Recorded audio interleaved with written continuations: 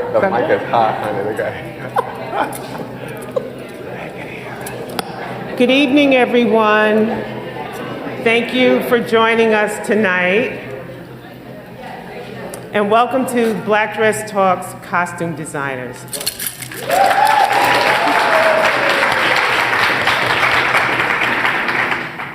My name is Adrienne Jones. I'm a tenured professor in the fashion design department here at Pratt Institute and the creator of the Black Dress exhibit. Black Dress is a creative platform highlighting the achievements of Blacks in various careers within the fashion industry. Today's program is the third event in the Black Dress Talk series, which has been made possible by the generous support of the Jane P. Nord Professor of Fashion Design Endowment, the Pratt Fashion Department, the Black alumni of Pratt, Pratt Center for Equity and Inclusion, and the Pratt Academic Senate. Now, I have to give a big thanks to my team. Christina Thurston and Tessa Mafucci. They make sure that everything that needs to be done behind the scenes is running smoothly, which allows me to breathe a little more. And I also have to give a very special thanks to Black Dress team members, Jelani Bendali. Yes, Jelani. The illustrious Walter Green. And my business partner and creative director of Black Dress, she's also a Pratt alum, Michelle Etienne Robinson.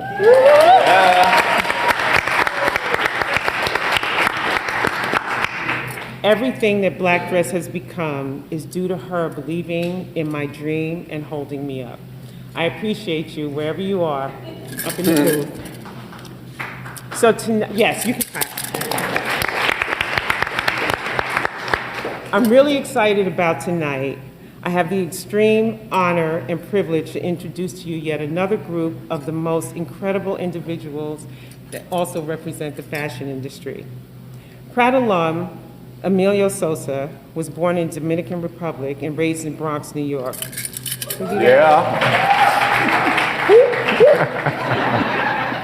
Emilio is one of Broadway's most distinguished and sought-after talents. He is a four-time Tony and Drama Desk Award nominee, and in addition to his lengthy theatrical career, Emilio also serves as chairperson of the American Theater Wing.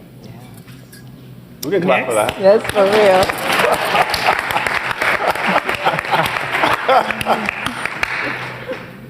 Now for the ladies representing for tonight, we have Zinda Williams,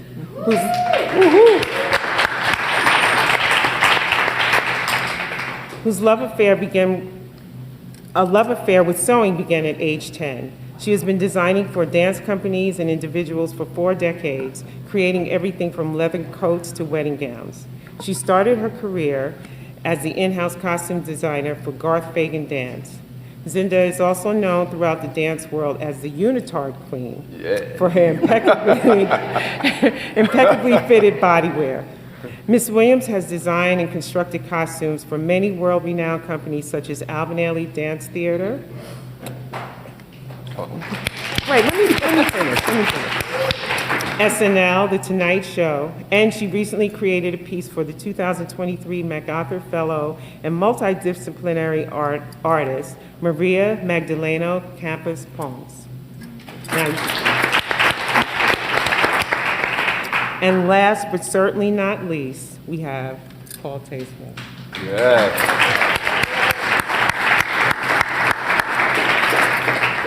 And family. Yeah. He's going to tweak me in a minute. I can feel it coming. Born in Akron, Ohio, Paul is designed for television to theater and everything in between.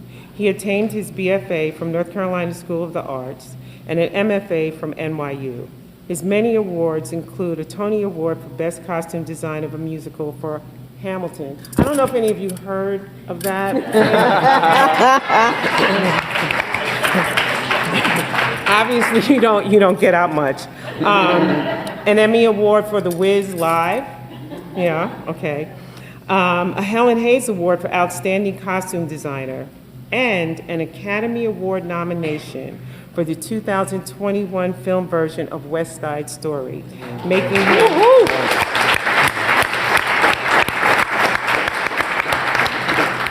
him the first African American male to be nominated in this category. But that's enough for me. Yeah. That's enough for me. Put your hands together and let's get ready to listen to them talk.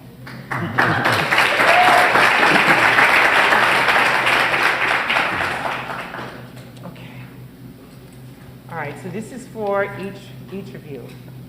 Tell us a little bit about your background growing up and what sparked your journey into costume design. You want to start? Okay. Well, I actually started sewing at the age of 10. I just wanted to have things that I liked. And I always wanted to look different from everyone else. I started dancing in 8th grade I started dancing, and because I could sew, I made the costumes. I really didn't even think about costume design per se. I just loved making things, and I loved making people look good. And with dance, things would move. I liked movement, and I liked the body. I like to see the body. So costume design wasn't my first thing. Fashion design was, but it was necessary for what I was doing, so that's what I did. Okay. I'll go next, because we'll leave the big dog for last. Paul Tazewell. As Adrienne mentioned, I am a Pratt alum. I know. I studied fashion design here, and the reason I'm in theater design is because I was a fashion student here. Because when I was in my second year, pardon me, we had a class, and we had a specific class to take, costume history, I think is the name. And the teacher, the great Betty Williams, I don't know if you guys know Betty Williams, she was she was the first queen of stretch. She was teaching the class, and she made an announcement one day that a costume shop was looking for a shopper. And for those who don't know what a shopper is, at a costume shop is someone who shops. At the beginning of the day, you get a ring full of oak tags with either fabric, buttons, trimmed, and you went out and shopped it. At the time, I was not interested, because my thing was fashion, and I said no. So my best friend, Richard Ledbetter, wherever he is, took the job, and I designed children's clothes that summer. So the summer ended, I was back at school, I needed another job, because my dad would never ever let us just be in the house without a job. He says, I'm not raising 4 men, and no one is working in this house. So we always had a job. And Richard was like, Emilio, you really have to meet these women. They will change your life, and they're gonna love you. I'm like, geez, costumes, what the hell is that? You know, but I went because I needed a job, and that was Grace Costumes. And I was 21 years old. I had only seen my first Broadway show the year prior to that, which was Chorus Line. I think it's still the original cast still going on. And I started my theater career as a shopper at the age of 21. That was in a long time ago. And one thing led to another, and then I met an amazing costume designer there by the name of Tony Leslie James, a sister, African-American, brilliant designer, who opened the door to the Avenue American Dance Theater, and then I became their assistant the wardrobe supervisor, and I went on tour for 2 years, and I learned how to make costumes and how to take care of costumes, and that really was the foundation for my education, because it was real life, on-the-job training. I learned all the mistakes costume designers made because I was there fixing them, and that's how I learned. And that was, like I said, I'm not shy. That was 1987 when I first worked into Grace Costumes. And 36 years later, I'm chair of the American Theater Wing, and for those who don't know what that is, the wing is responsible for the Tony Awards. We are the organization that presents the Tony Awards with the Broadway League. So part of my job is meeting everyone, fundraising. We deal with nominations, nominees. There's a lot of different things that I'm just learning and absorbing, but it all started here at Pratt, and I'm very proud of my time here, so that's why I'm so happy to be back. That's a short answer.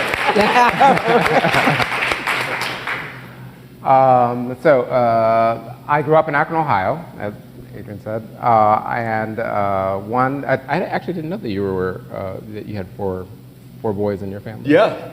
I'm number 3. Oh, okay. So kind of middle, so I have issues. You're number 3. Yeah. So I am as well. Oh, wow. Third in a family of 4 boys. Four girls and 1 boy. Okay. Yes. But then, my cousins that are in the audience, they were our sisters, the family of 6 girls. So we created some balance.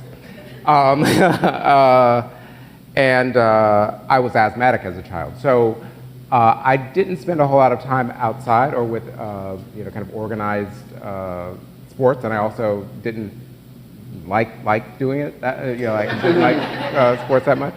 But thankfully, I had a mother, an angel, who taught me how to sew when I was very young, at 9. And also taught me how to draw and paint and express myself creatively.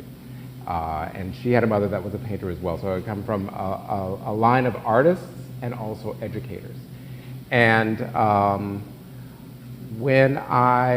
that was the way that I learned to express myself. And my mother would do puppet shows for the library and for the church, and I fell in love with that way of creating and performing, and I was obsessed with puppetry. And when I got into middle school, in junior high, I found theater. And then entering into high school, I fell in love with that kind of community and that kind of performance making, but it was from the point of view of an actor and a dancer. And in my heart, I wanted to be a performer. I wanted to do anything in theater, but I especially wanted to be a performer. And then I also enjoyed costumes, and when I was a junior in high school, I designed the costumes for The Wiz, so that was the first production of The Wiz that I ever designed. And I had a great teacher there that was, he was a mentor and very supportive. In making the decision to go to college, I chose Pratt because it was studying a field that I could see myself, a part of, and that was fashion. But I mainly wanted to be in the city of New York so that I could start to audition and take voice lessons and dance and work my way towards my dream of being a performer, being the next Ben Vereen. And after a year, and this was 82, 83, I realized that New York was a lot to deal with as a 17, 18-year-old.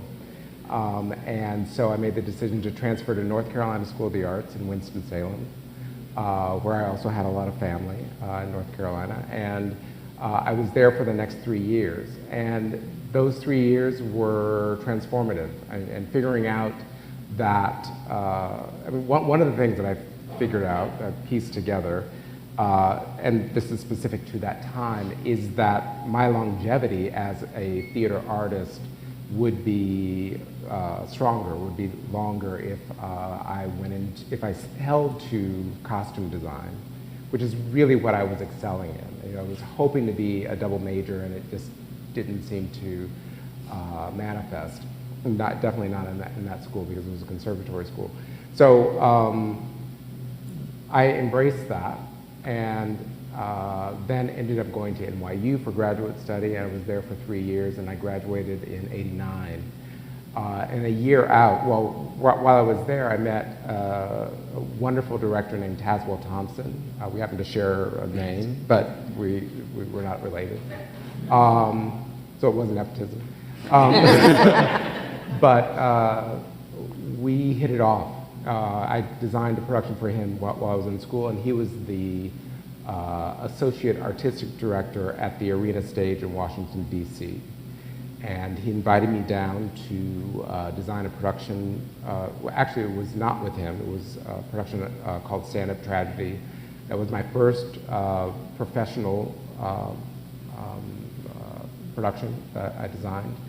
And I fell in love with that community of artists of Arena Stage. They're amazing technicians that were building the costumes, and then also artistically, they were doing some really amazing work at a level that I really jived with. That was, I was very much at home.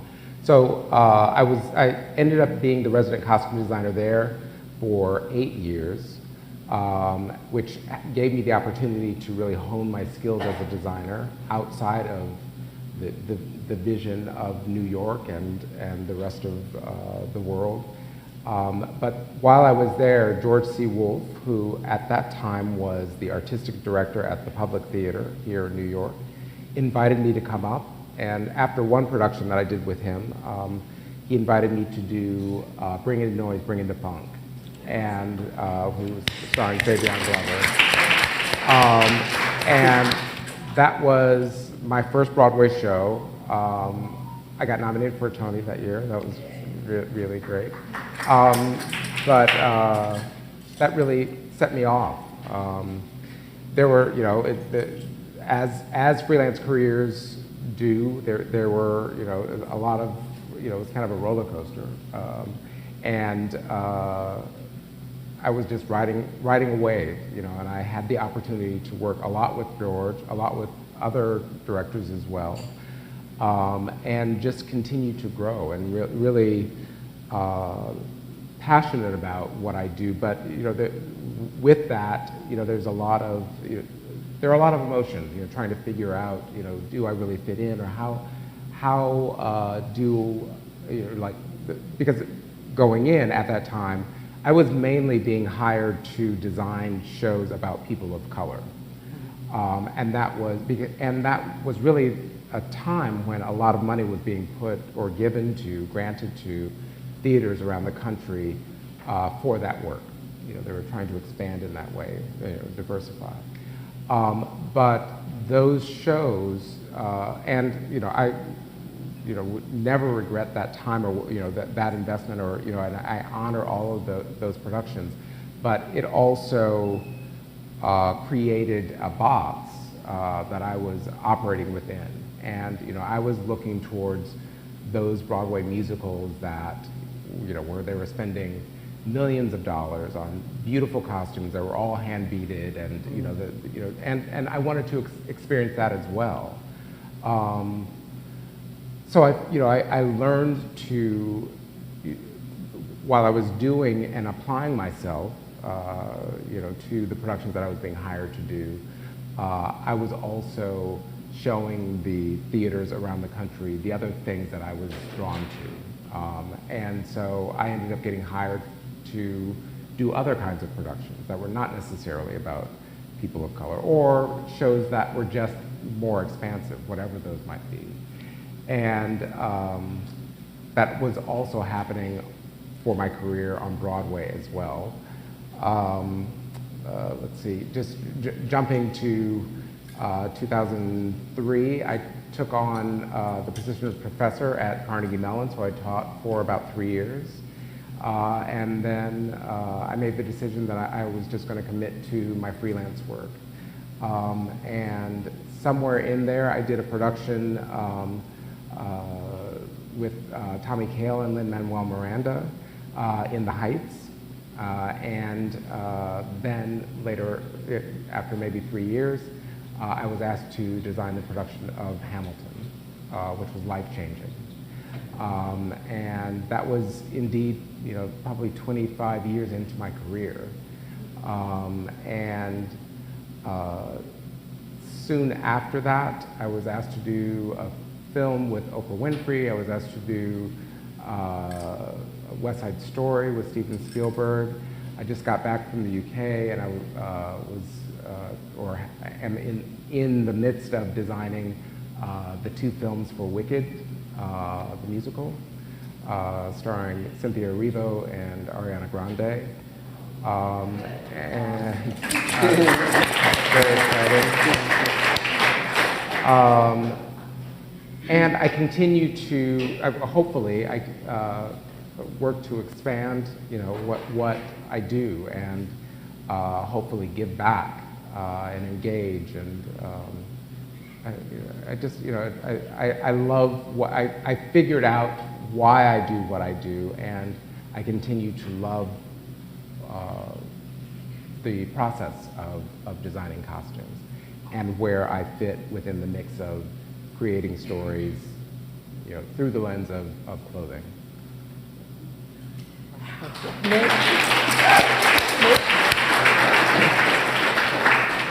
I would like to elaborate, give a little bit more. I think I misunderstood how far I could go.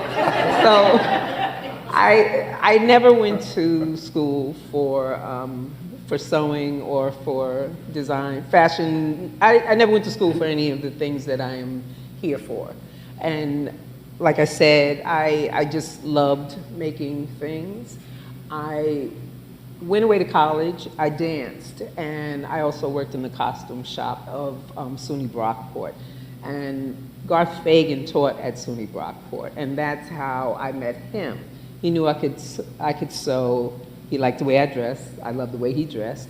And he asked me to join the company, his company. He had his own company. Garth Fagan is the choreographer for The Lion King, Tony Award winning choreographer for The Lion King. So after I graduated, I joined his company, dancing and making, and being his wardrobe supervisor, which is impossible. But I stopped dancing, and that was where I got a chance to finally design. I started costume designing for Garth Fagan and being his wardrobe supervisor. I left his company, and I left his company after 13 years, and I came to Ailey, and I was the wardrobe supervisor for Ailey's second company, Ailey 2, and then moved up to Ailey's first company. But I am known at Ailey as a builder of costumes. I've never, I did design for Ailey too, but I've never designed for Alvin Ailey. They call me back. I still am making costumes for them. But, thank you. but so costume design kind of fell away for me. Everybody was calling me to make costumes for them.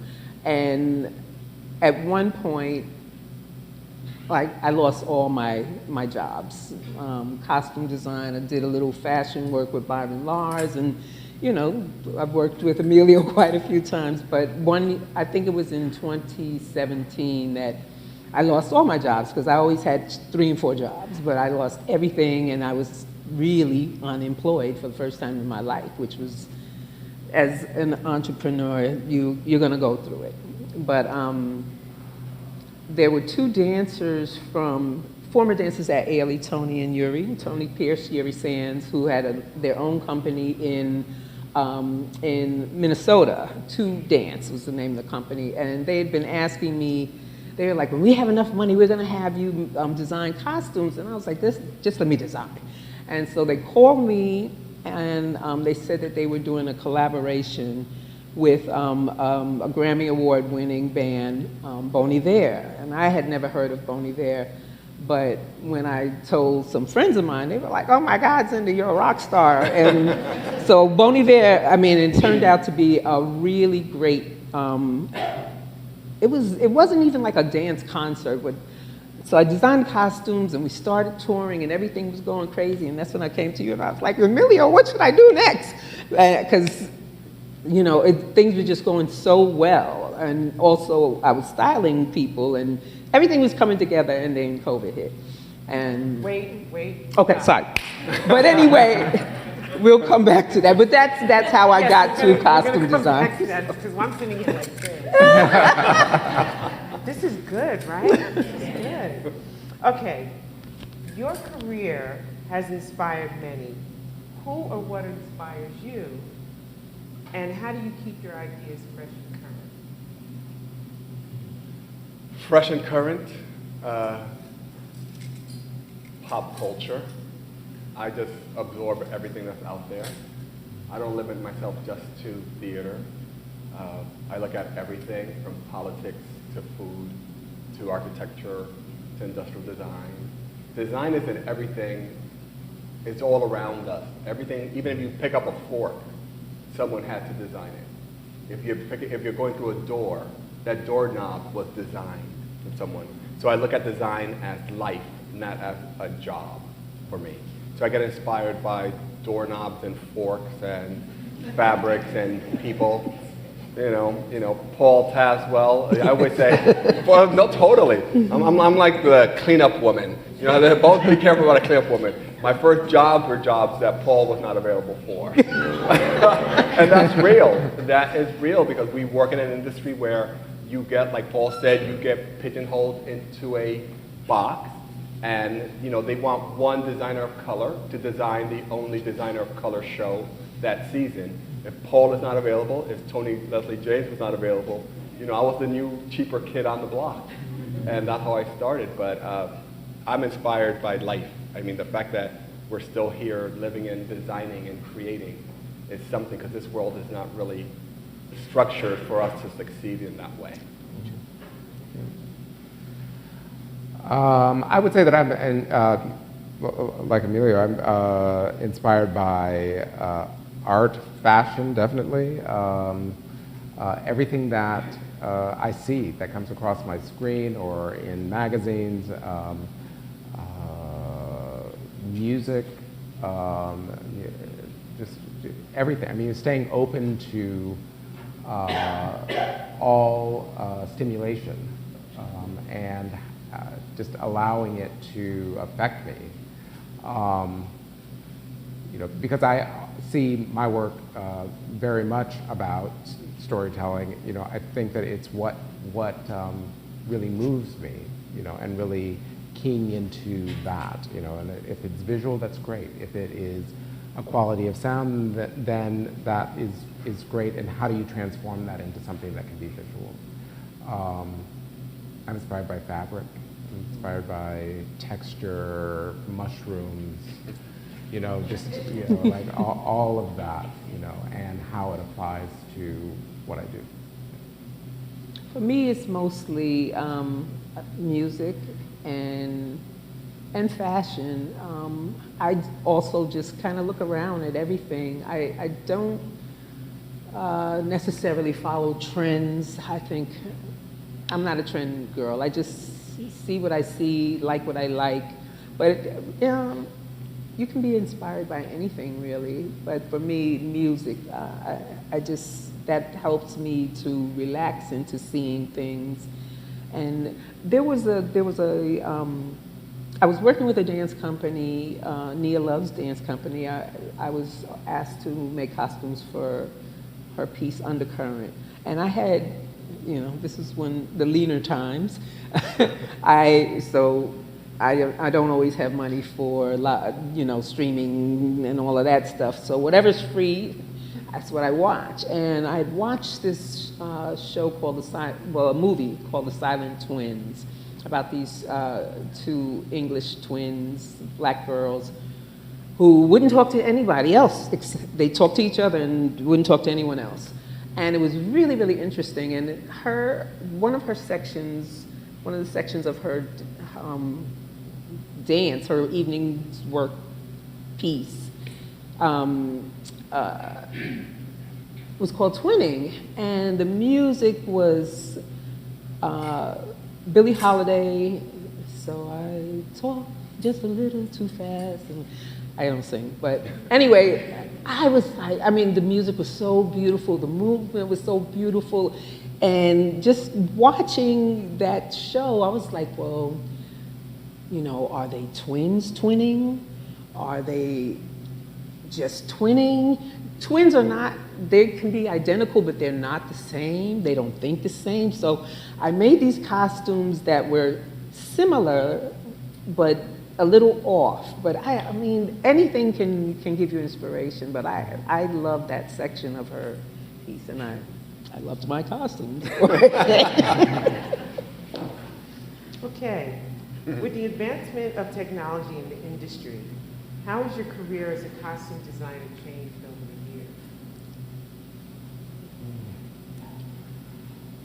the years? Do it good? I was just telling Adrienne that just this week, I had an amazing meeting with this billionaire fashion mogul who started some of the most biggest brands in the world.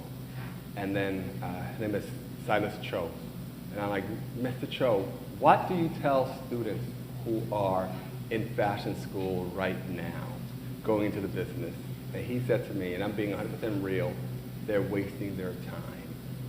In a sense that fashion is moving to AI entirely.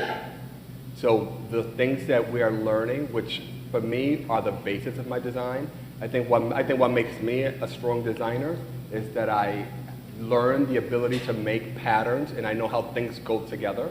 So you design knowing how to put them together. But he said, Emilio, right now you can go on a computer and type in 50 patterns for a collar. And in 5 seconds, you would get 50 different collars for a pattern. So in that way, it's disheartening. But as far as how it's helped my career, during the pandemic, I went completely digital. Prior to that, I was paper and pencil, markers, the traditional way. But after the pandemic, I was like, I'm going to teach myself how to design digitally, and so I could be anywhere. I could be in the train station, I could be on a plane, on a bus, on a train, and I can design, edit, and email within one tablet. And that really just changed the way I look at design and my career, because now I'm able to design on the fly and not have to wait for the paint to dry and stuff like that. Yeah, I mean, in line with, I mean, the idea of digital designing, which I've had to do, a little bit of kicking and screaming, because actively drawing, my brain, an idea going into my hand and getting it down on paper is part of my process, and it allowed for me to better understand proportion, the period, character, because I was, there's so much, the time that it took to get the face to be right, or to my liking, and the hair, and the silhouette. My brain was figuring out and doing a lot of the work that once I was then in a fitting room, I knew exactly what I was faced with. I was a step ahead. Because of the amount of work, thankfully, that I've been given, and because of the speed in which it's needed to happen, I've gone to having a conceptual artist or a group of conceptual artists that actually take the words that come out of my mouth, some of my quick drawings, and then they come up with a slew of designs, and we choose, and I'm in there shifting and changing and drawing on top of it. But it does, it removes a mental process that I miss, because if I'm drawing it, I know the costume inside and out, and then I make choices within that. If I'm allowing somebody else to do that process, I have to catch up, and then, then know what I'm about doing. But it's just, having the ability to work with somebody else digitally is, or doing it myself, because I work on my iPad, and it's very easy to shift and change, and you erase something, and and then you can send it off, and the information flows much quicker. But it is, for me, because I came up since I was 4 years old with that drawing and painting process, I'm just not as connected to it. I'm not as connected to the process. Where generations that have come out after me are completely connected to that way of designing and drawing, and so it's just my own handicap or my own way of doing things. The idea of AI, where I've used it for inspiration, is scary. I don't know how long it will take for it to if it's affecting the fashion industry now, how long it will take for it to affect the entertainment industry, but I'm sure that it's, Well, for me, I don't draw, so I don't have that experience.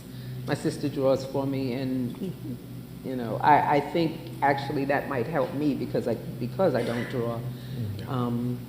But as far as social media, for me, more exposure to my designs, so possibly more networking, more people are able to find me and see what I do. But I'm not there like that, and things can get to people quicker. That part has helped, but the drawing, I haven't had that experience because I do not draw. So. Okay, that's okay. As people of color, we all know about the struggles, the challenges that we must face. What were some of the surprising moments that made those challenges worthwhile?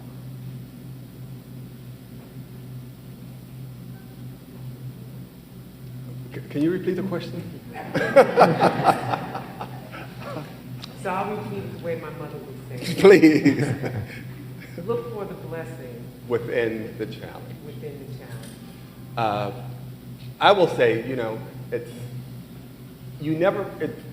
at least in my career, and I'm sure Paul has the same way in Zinda, sometimes we're the only brown face in the room.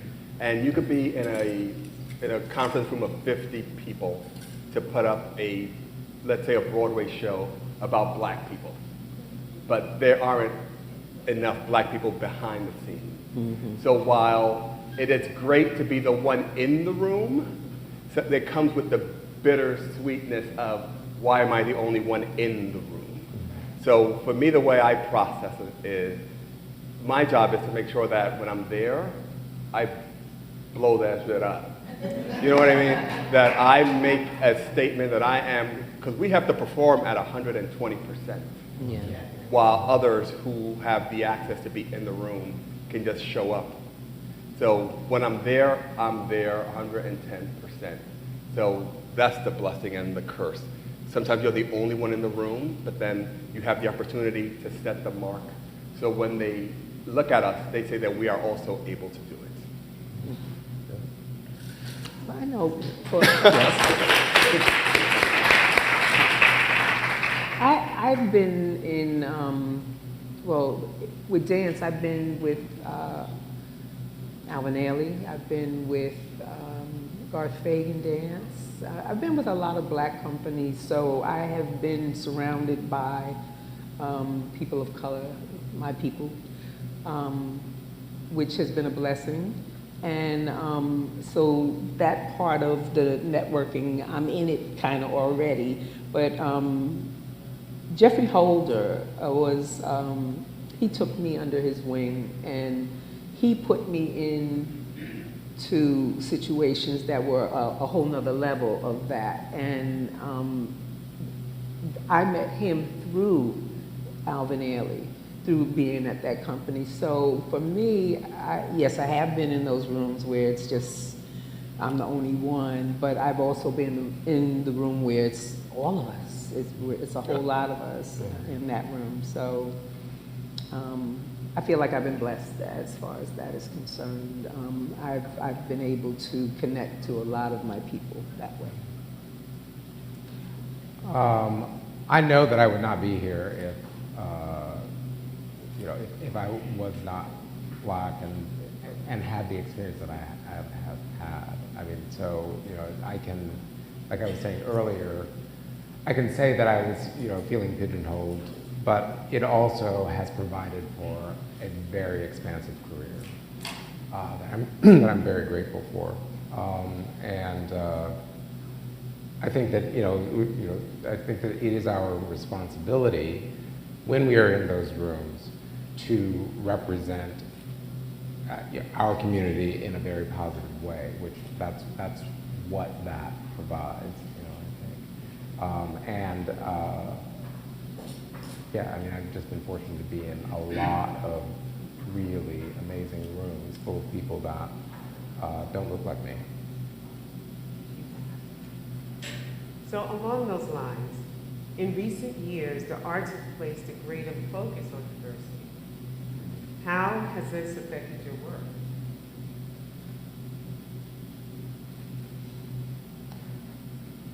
I would say that it's made me even more, it's made it more imperative to be sensitive, to be more sensitive. I think that we walk through our lives and how we represent culture with sensitivity, but I think that it's turned up the volume on that.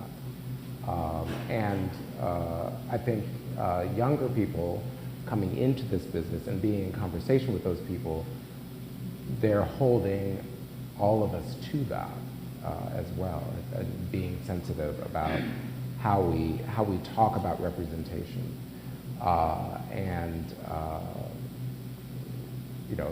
unflinching. I mean, really holding us to the task, and I appreciate that. I think that's very important. I mean, when you think about appropriation and how it used to be, just on a whim, how we use inspiration of other cultures and apply it to something else. It happens in fashion and it happens in theater all the time. But now you have to, or you should be, answering to that and making choices that are very smart and truly honoring the culture that you're borrowing from, or don't do it. Yeah.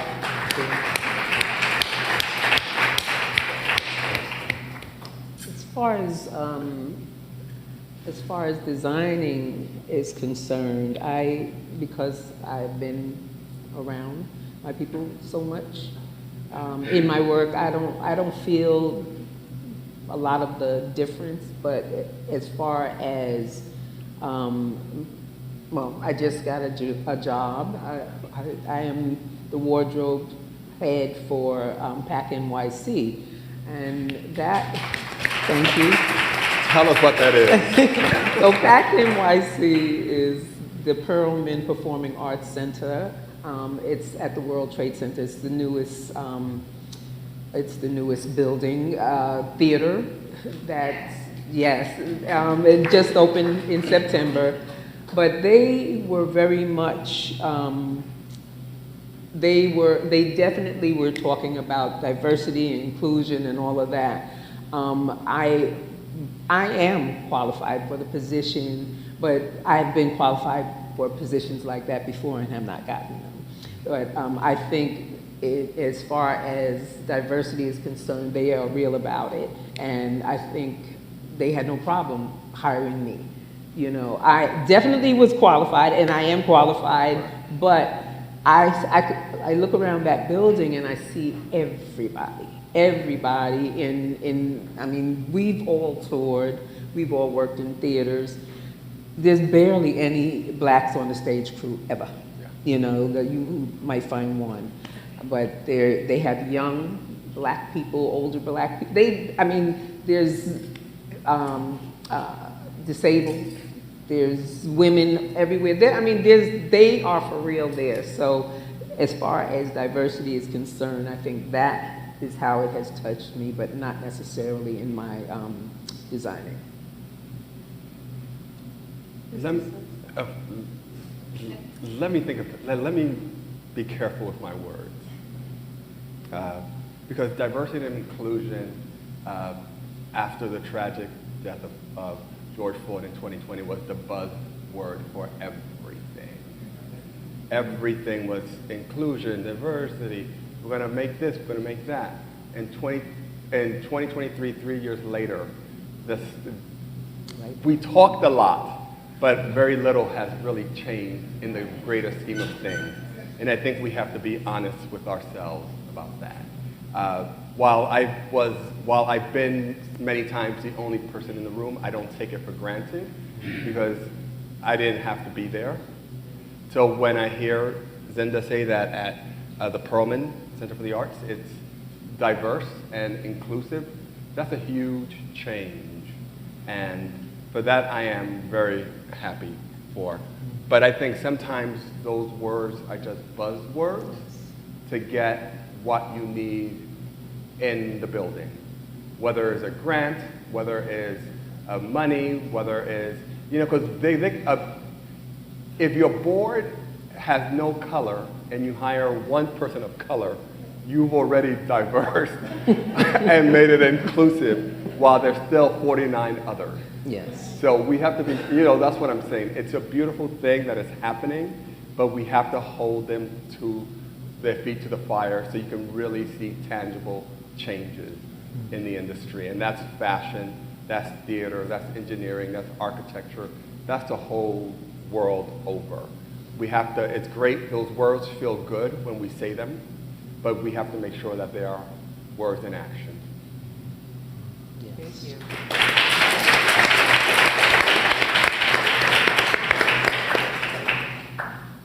Okay, we're going to turn the clock back. Think back to your time as a student. What advice would you give to students who are considering a career as a costume designer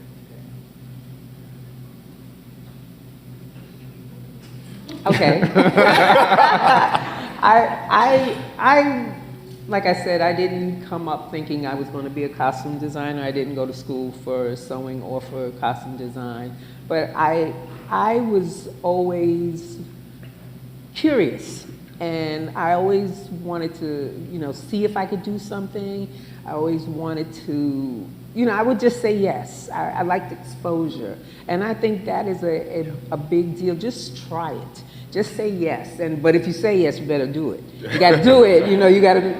I remember saying yes to this girl. Showed me a wedding gown that she wanted.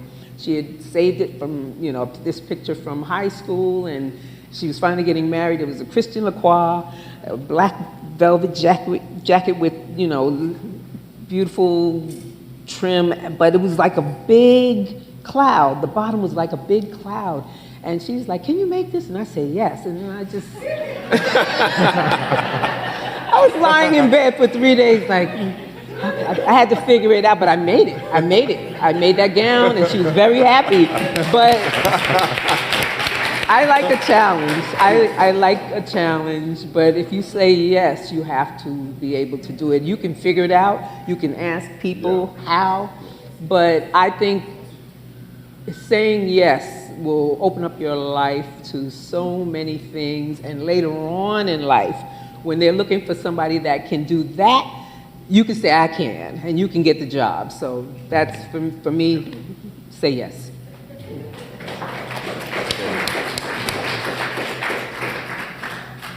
I would say, and when I was teaching, I would say this all the time, taking on the profession of costume design is no joke, and all freelance, artists that are working, all freelance professions are no joke. I mean, you commit yourself to a lifestyle of hustling, constant hustling, in order to get work, in the midst of, having passion for the work that you're doing. What I have found, and with the shutdown, is what was very fortunate is there were a lot of conversations. I could sit in Zoom rooms of a lot of young people pursuing a career in costume design. There was an element of entitlement that I think it was kind of jumping over 10 years of what I, applied myself to get into, this career. And I think that because there's so much information that comes from the media, people doing things, and it's out there, and it seems like it's very simple to make those connections and to get work, where it's not. It's still, there are closed doors, and you have to figure out how to get them to open. You also have to hone your skills so that when those doors open, you're really, really ready to walk through them. And there are no quick steps in doing that. And if there are, then you're not ready to be doing the job that you've been asked to do. So I would say, be patient, be passionate, and just accept the fact that it's going to be rocky sometimes. And hold on to the hope that you will get a Hamilton, that you will get a career that is long-lasting, that you will find yourself in the work that will continue to propel you forward. Keep hope alive, right? I'm waiting for my Hamilton shit. Everything they said is what I would say, but I would, on a practical level, I would say, if you want to become a costume designer or even a fashion designer, learn how to make patterns, go to school, take a draping course, because there's really, as a designer, Zinda is, I call her, like, she's a unicorn, because she can design it in her head and make it. But there's so many people out there who are just like drawing designers, and they do not know how to make not one stitch of anything. And as a designer, you're not in a costume shop showing your own designs. You have to explain your design to a first-hand stitcher. So now, if you don't know how to make things, you're relying on someone else's experience to tell you how your design should be made.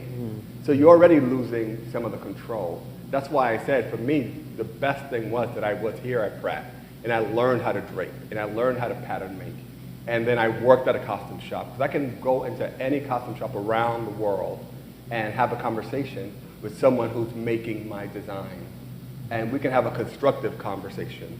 They can say, I always say, the best idea always wins.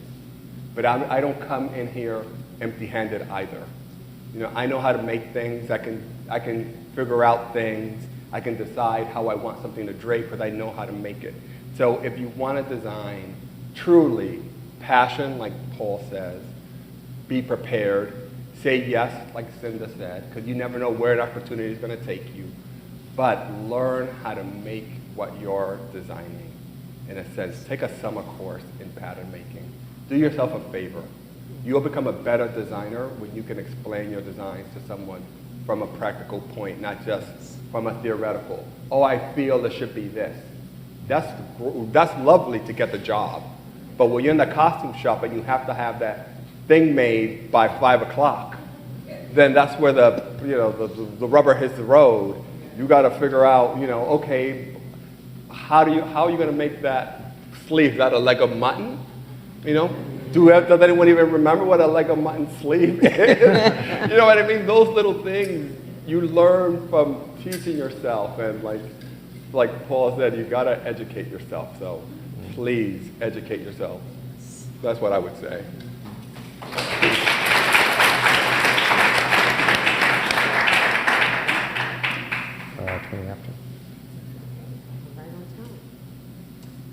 Among all the productions that you've been a part of, what experience stands out the most and why?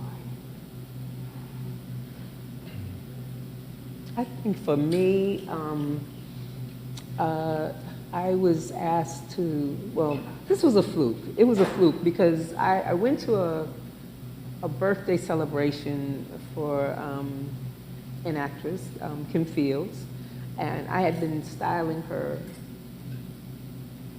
for about a year, like off and on for about a year. I had been styling her. She having a birthday celebration in Harlem at this ice cream shop. And I went, and she comes walking up with this man, and, you know, we come inside and everything. So, yeah, it wasn't a lot of us, and, you know, he's like, hey, so what do you do? And I'm like, what do you do? And we get to know each other, and he's like, have you ever designed a play? And I said yes, because I did design one play, mostly dance for me, but I did design one play. And he said, well, I'm doing a period piece and blah, blah, blah, and you think you can do it? Yes. You know me, I'm yes, yes. And so, you know, this play was called Ella, First Lady of Song. And I mean, but it was a period piece that went from 30s, 40s. I mean, it was like, I had never done anything like that. And I had to do some work to get it done. But the design part of it, I knew I could do. But I didn't realize that, okay, now you gotta like figure out where this dress is coming in. You have to like set it up. I had never done anything like that. You had to set it up, and people had to know when this was coming and when did she change this. And I was like, whoa. So I had some help, and it all came together. But when it did come together, I was very proud of that work. But I learned a lot, and you know, I was pleased, but that was very new to me, and you know, I got it done. But that was something. That was an experience. So I was very proud of that. Yeah. Good. Starring Frida Payne. Yes, starring Frida Payne, that's right. And that was part of the reason why I really wanted to do it, because Frida Payne, I mean, some of She's you a know, legend. she Yeah. is a legend, and she was just fantastic. She She was was. fantastic. That was part of the reason why I said yes, because I was like, Frida Payne, that's Band of Gold. Do people know who Frida Payne is? Yes, okay, but thank you, help me out. But yes, I was very proud of that. And she said she felt great in her costumes. And for me, that is a thing. I want you to feel good. I don't want you to worry about your costume. I just want you to act or dance. I don't want you tugging, pulling, nothing. I just want you to have it on, look good, do your thing. So she felt good. I mean, I'll just say, two productions stand out for me. Like Paul, I was discovered by George C. Wolfe. Prior to that, I was doing a lot of hip-hop music videos and dance, and George gave me my first play, which is Top Dog, Underdog. That was at the Public, and then it went to Broadway. Yeah. And then recently, I would say, I've had some really amazing work, but I just recently worked with Tommy Kail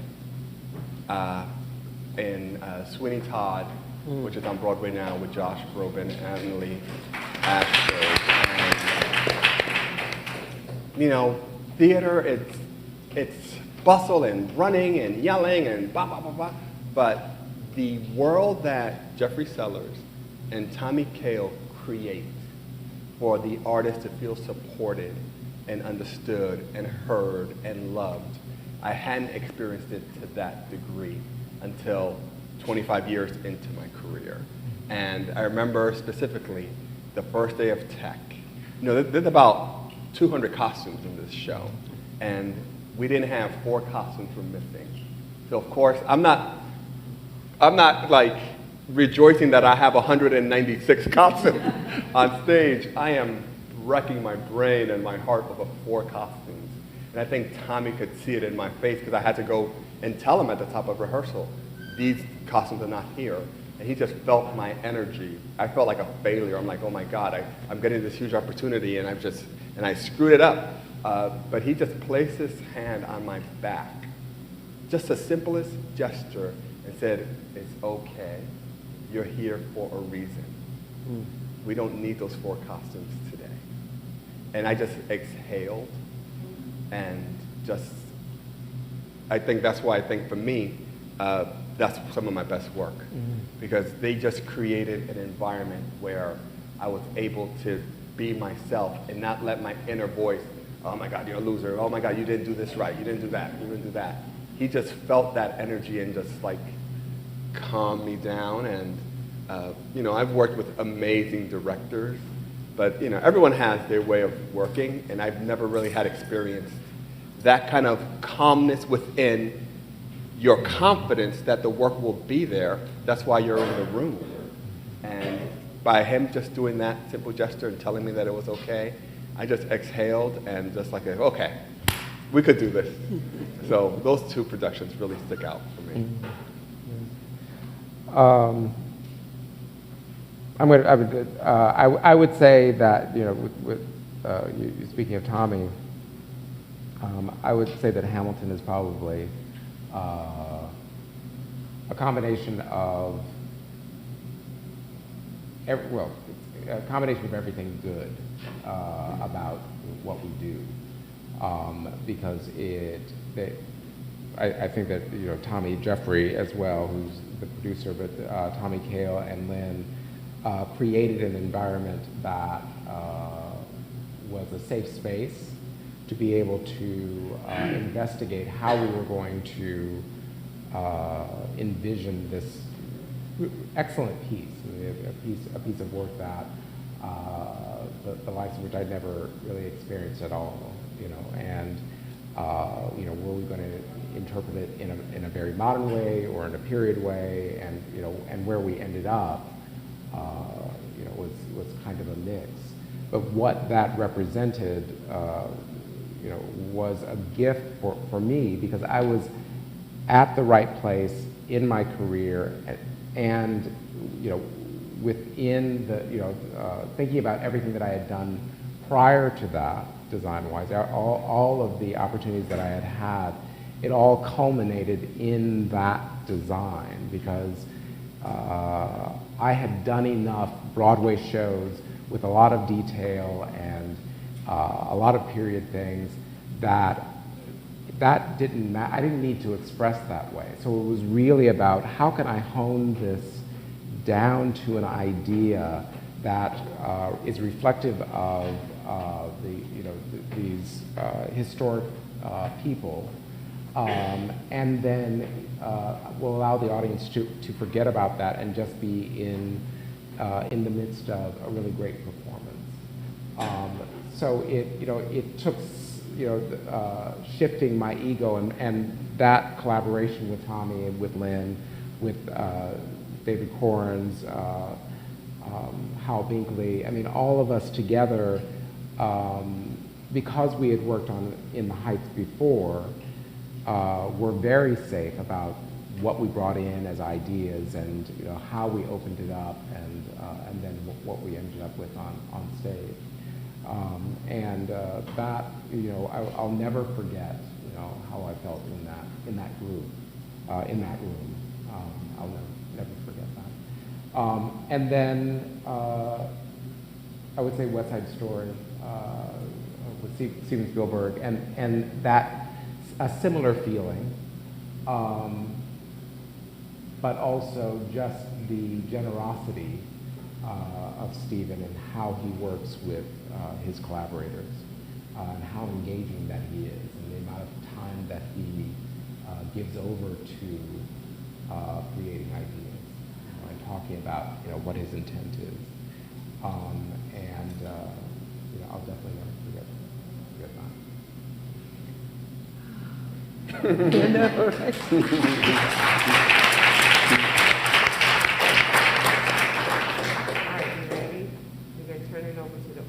Oh, okay. Remember, ask the question. Don't tell your own story. I'll have you up here when it's your turn. Just ask it. So we have our lovely mic girls over here. And over here, anybody have questions, just raise your hand. Don't be shy. Okay, no questions. Okay. Oh, no. The young lady here in the tie and the pinstripe. Yes, my question. yes. Okay, hi. So excited to meet all of you, and I know Zinda already, so just wanted to say that. My question is, I work in vintage. This is not about me, but do you guys source vintage or sustainable clothing for inspiration in what you do, or is everything just literally from your mind? I guess that's my question. Everything. I shop, and my team shops for everywhere. Anything from Etsy to Amazon to online to actual vintage shops. You know, I have a dress right now in a show that I have, Pearly Victorious with Leslie Odom Jr. And thank you. And my leading lady, Cara Young, who is the most amazing actor on Broadway now, Cara Young, wears this beautiful blush pink silk chiffon dress from the 60s that we found on Etsy. It was barely hanging on when we got it. And I was like, Lord, please just let it make it through the photos. Just take the pictures of it. And we put it on stage, and now we're remaking it because we love the design so much. But it's falling apart. So you have to be careful. You have to choose and pick. But vintage is a huge resource for us. I mean, unfortunately, New York vintage scene has kind of disappeared in a sense. So it's harder to find in New York. But you know, you go upstate, you go into the middle of the country, you can just find gems. So for us, we shop everywhere. Yeah, all of Ella, First Lady of Song, was pretty much vintage. I did some vintage in Philly, and then Amazon had some vintage looking dresses. The problem with some of the things that I do, I'm not on Broadway yet, so there's not a lot of money, so you got to figure it out. New York, you know, I've been to your store many times, and I will be back.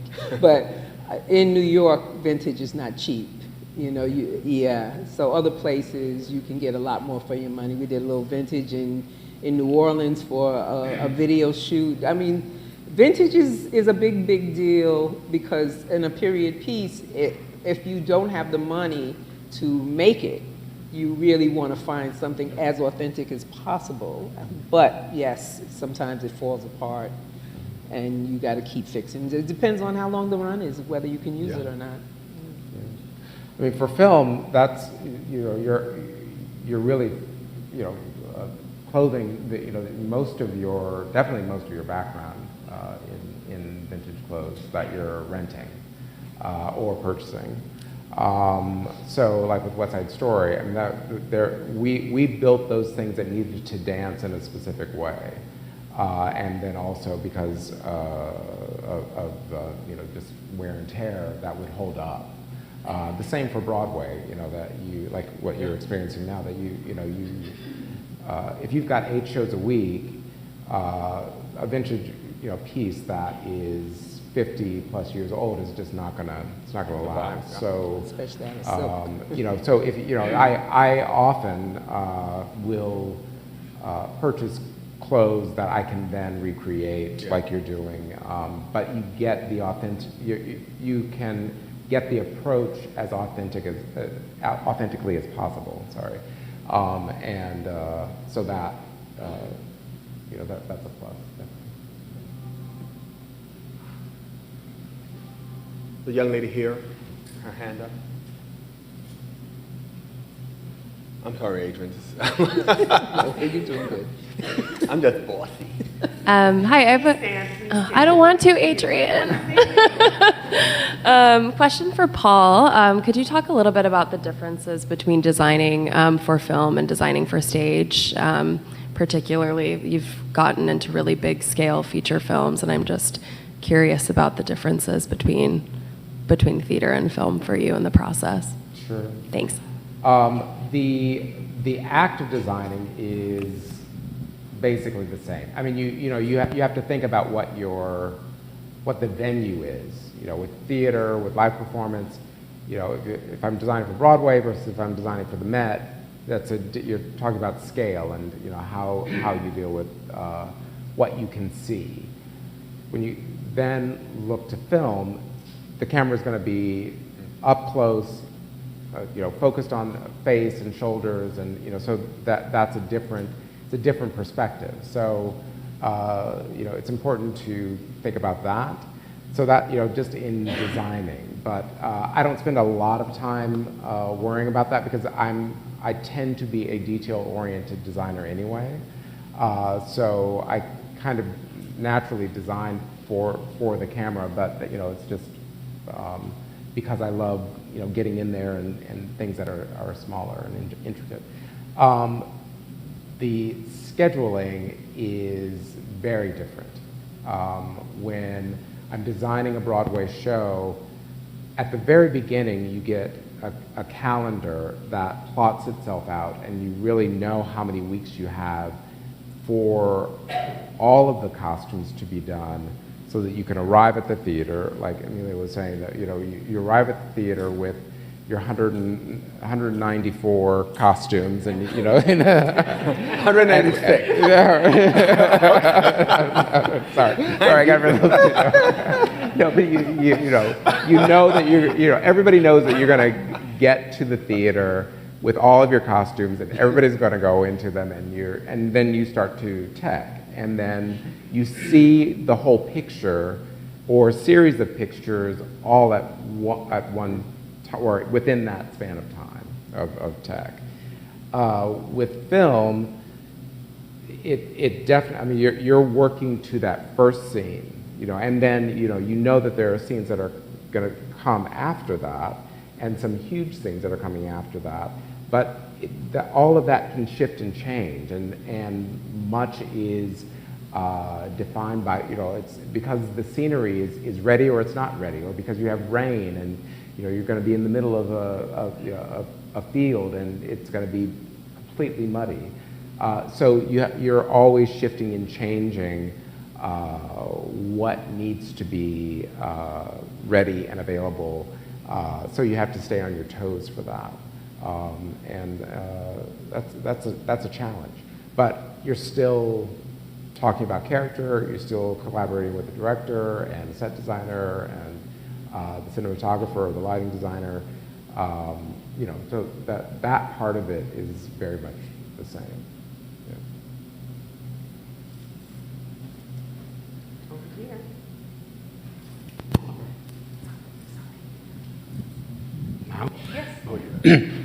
So for Mr. Paul, I would like to ask about the West Side Story. How you created, sorry, my English is not the best, so how you created the costumes. The Steven Spielberg have some details for you, or actors have a details for you, so how was I love the West Side Story movie, the old one and the new one too, so how was the all created? I think that I understood what you said. How was the world created, or how? I mean, as far as my relationship with the actors, or? Okay, thank you. Just how was the created the all costumes? The Steven Spielberg gave you some details what he wanted, and actors and actresses gave you something what is their imagine, or you have a free hand. Got it. When Steven asked me to design West Side Story, his two directives, specific directives, were that he wanted for Bernardo to be in a red shirt at the very beginning, and then he also wanted for Maria to be in that white dress at the dance at the gym. Those were really the only two requests that he made with the design.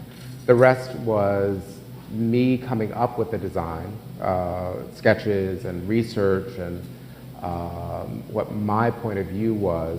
And let me tell you, from the time that I was in the 10th grade, I had the original West Side Story in my body, in my being.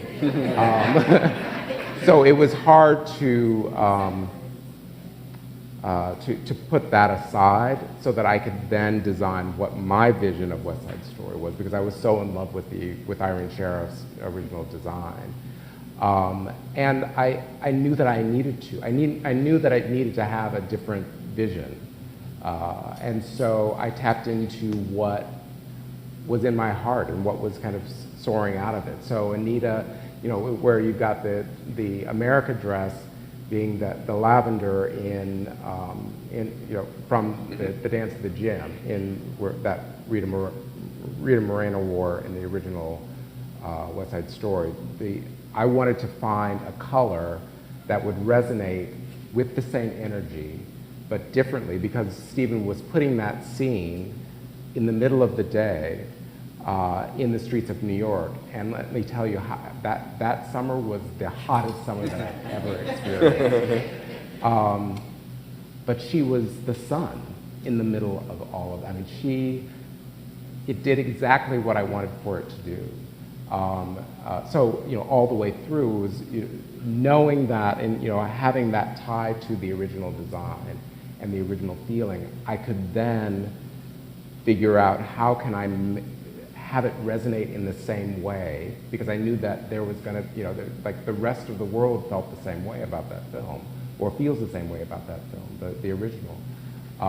So how can I tap into how that makes me feel, but make a different choice? And so that was what it was about. Microphone.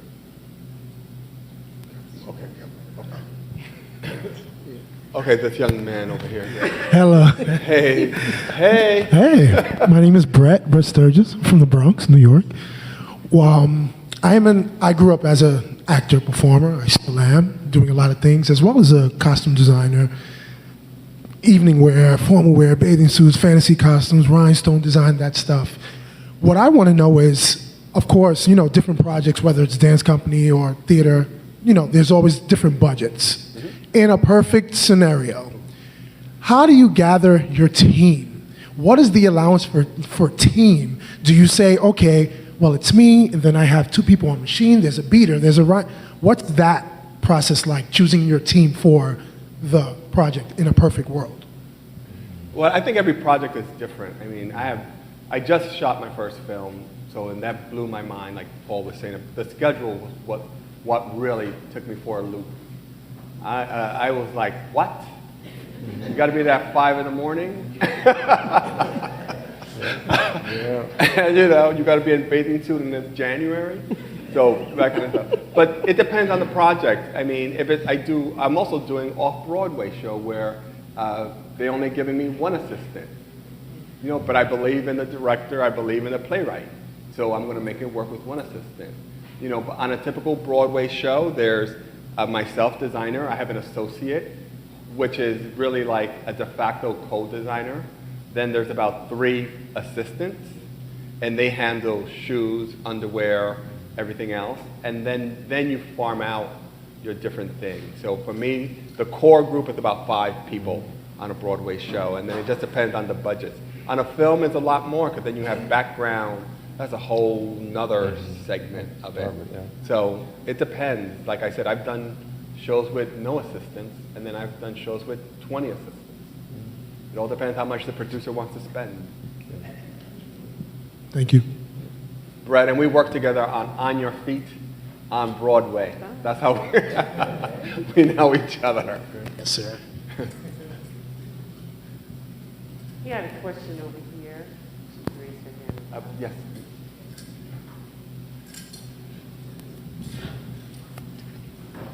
Hi. Hi.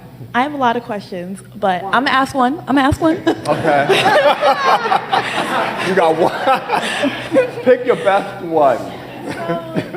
Someone hands you a script, you read it. What is your next course of action in the creative process? Like, some people build a character board or begin sketching out their mind immediately. Some collect image references. How do you start the creative process? How much are they paying? What was that? How much I pay? That's the first. Can we make it on the budget? Because sometimes as artists we want to please. Yeah. So we take on more than we really can. Yeah. So we have to be, at least I have to be, and that's a learned process. I wouldn't be flipped, so I apologize. But everything you said, it is, mood boards, inspiration, but really it's about what can you deliver? And for me, that's where I start. That's my bottom line. It's like, okay, they want this amount of work for this amount of time. Can you really give them what they want? Because your name is attached to it. Yes. At the end of the day, everyone knows a Paul Tazewell production because you know it's top notch. There's a reason why Zinda's the queen of leotards and stretch, because you're going to get the very, very best. Me? No, but that's how I approach it, you know. Really, what are you asking for, and can it be done? Do you have the funds to support your vision? But then there's sometimes, well, I don't do Broadway or anything like that again. Yes. I will say that. Let's put it in the universe. Yes. But there are times also when you want to do the project. I know I put my money into a project because I saw it a certain way. The budget ran out, and I was just like, I'm just going to do it the way I really want it to be seen. And I mean, it's not ideal, and after a while, you can no longer do that. I mean, I've been doing this since '83. I can't keep doing it, you know. But there was a dress I was asked to make for an artist, a performance artist, and she didn't have any money. Okay. Nobody has money, but she didn't have any money. But the dress the costume was going to be. It was for Carrie, they were honoring Carrie Mae Weems, who I love, photographer, and it was going to be at the Guggenheim. So I was like, okay, I'm just going to do it. Ooh. And yeah, because I mean, white dress we just saw. Yeah, but okay.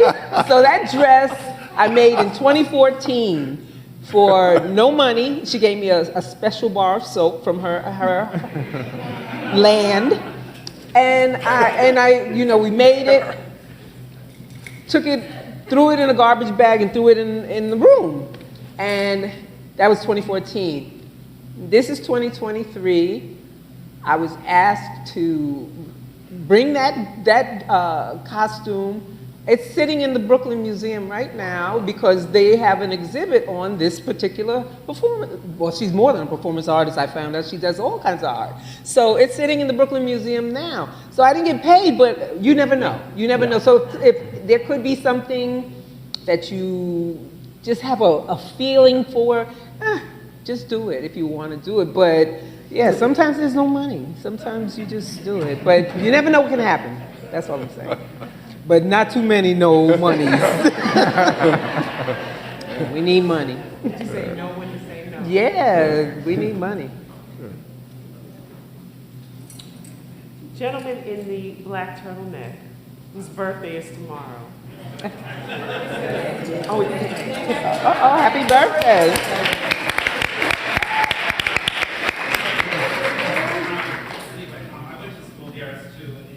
Excuse me, Mike and Stan. Yes, he was my mentor, yeah. One of the things they don't teach in this school is people skills, how you handle people and how you get along with people. That's a big component.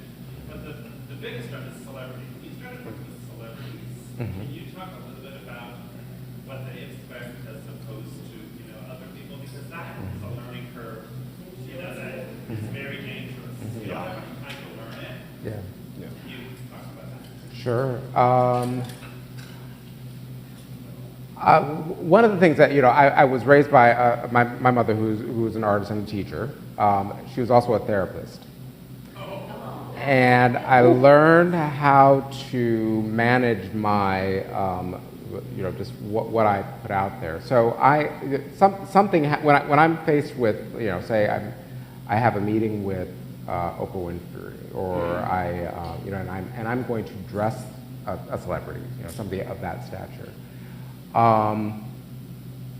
There's something that kicks in that I'm able to see the person for who they, just see their humanness and not their celebrity, And when we go into a fitting space, which is really my space, when they're invited in, I can relate to them directly one-on-one as a human being, and both of us being humans that have our own insecurities and stuff that we carry with us, and so it's unsaid, acknowledging that, or sometimes it is said. If you, I've been in, in fittings with celebrities where, you know, they're you know, out of control, you know, with not directed at me, but they just have they're carrying all their own stuff about how they feel about their body.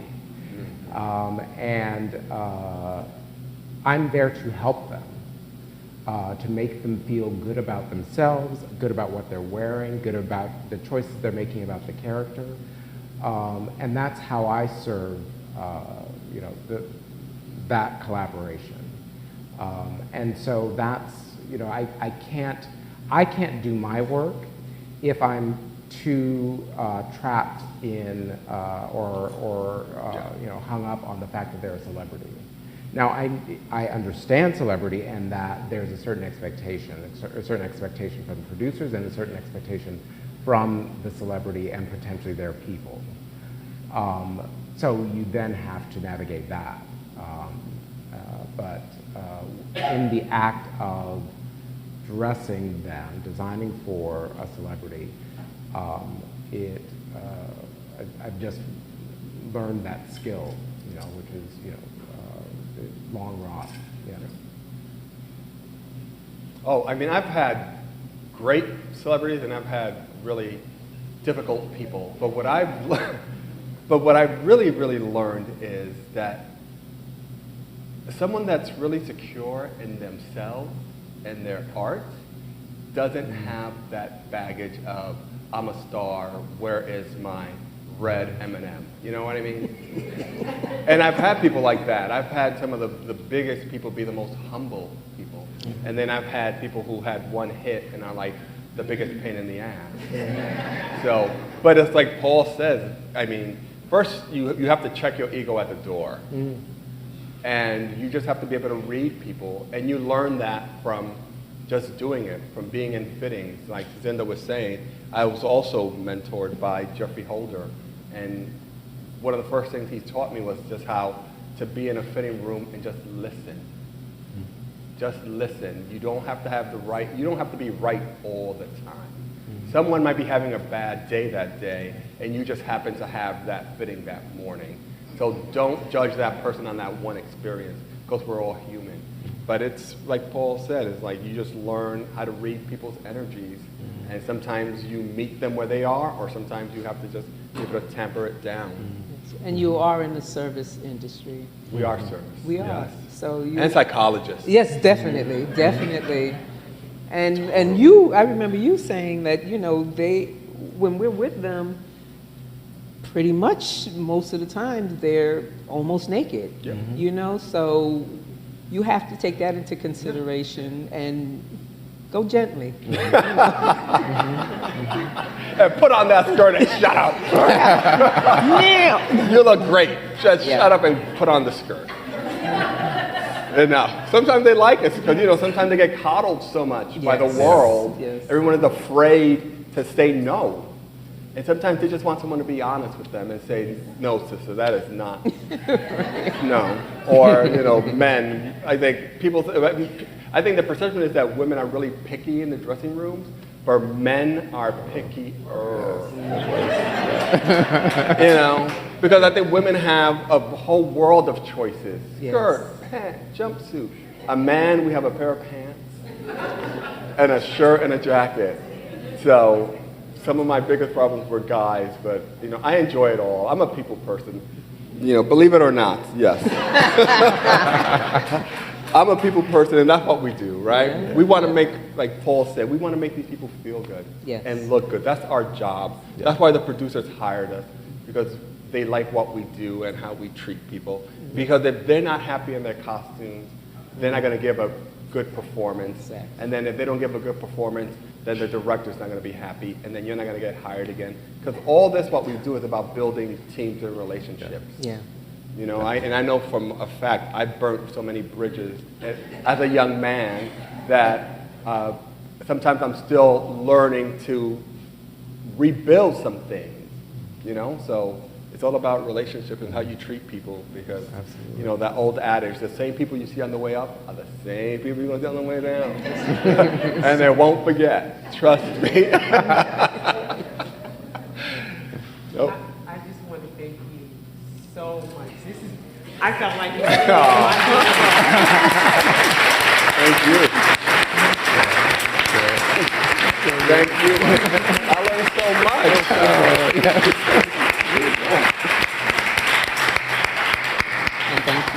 And thank you, audience. You've been Thank you great. for coming. And we'll see you again in April. Yay.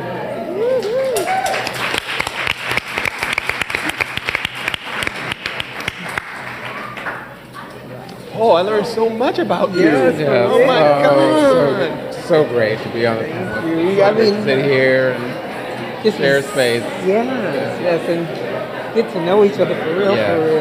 Oh, this is And